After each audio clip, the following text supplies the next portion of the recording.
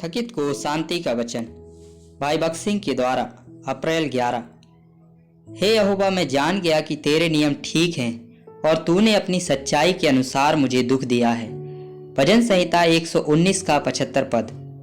मछली के पेट में रहने का अनुभव योना के हृदय में सच्चा पश्चाताप लेकर आया। योना अध्याय 2। योना ने जहाज के लोगों से अपना पाप नहीं छिपाया, फिर वह उसे परमेश्वर से कैसे छिपा सकता।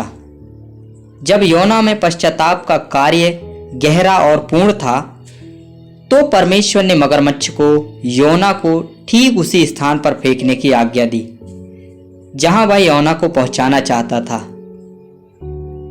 उसी तरह परमेश्वर हमारे जीवन में तूफानों को हमें सच्चे पश्चाताप और वास्तविक अंगीकार करने की अनुमति देता है।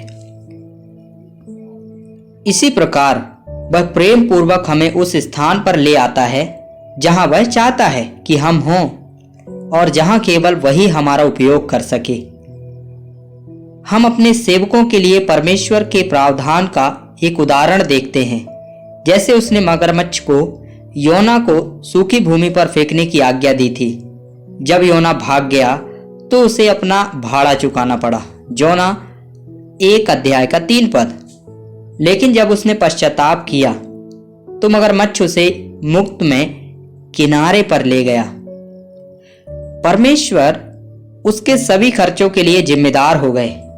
परमेश्वर के कितने सेवक पैसे ना होने पर रोते और शिकायत करते हैं।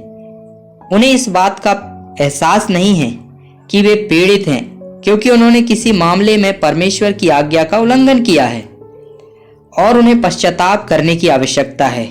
हमारी सभी जरूरतें परमेश्वर द्वारा पूरी की जाएंगी जब सच्चा पश्चाताप और पूरे मन से आज्ञाकारिता होगी।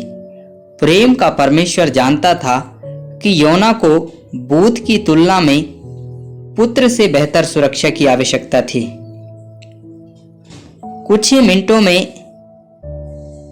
ईश्वर ने लौकी तैयार की और उसे योना के ऊपर आने दिया कि वह उसके सिर पर छाया बन जाए और उसे उसके शोक से छुड़ाए।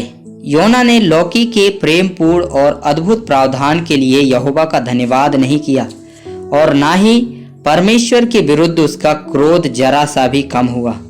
बहुत धैर्य से परमेश्वर ने योना को उसके होश में लाने के लिए कदम उठाए। उसने एक कीड़ा तैयार किया और उसने लौकी को ऐसा मारा कि वह सूख गई। जब पुत्र जी उठा तब परमेश्वर ने प्रचंड पुरवाई बहाई और उसके पुत्र ने योना के सिर पर पटक दिया और वह मूर्छित हो गया।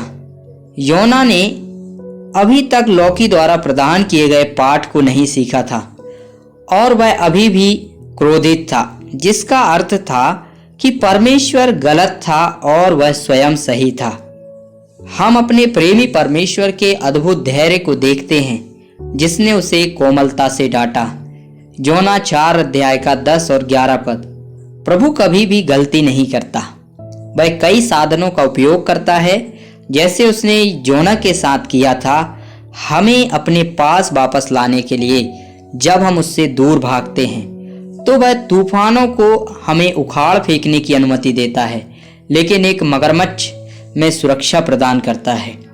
जब हम अपनी खुद की समस्याएं पैदा करते हैं और उसके खिलाफ बगावत करते हैं, तब भी वह हमारे लिए अद्भुत प्रेमपूर्ण दया दिखाता है।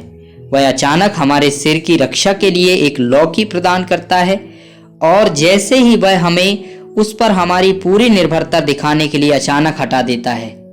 जब हम परमेश्वर की आज्ञा मानते हैं तो वह हमारी सभी जरूरतों को पूरा करता है और हमारे सभी खर्चों को पूरा करता है। लेकिन जब हम उसकी आज्ञा का पालन नहीं करते हैं तो वह हमें होश में लाने के लिए सरल और असाधारण दोनों तरीकों का उपयोग करता है, ताकि हम परमेश्वर की उपस्थिति में रहना और उसके सहकर्मी बनना सीखें।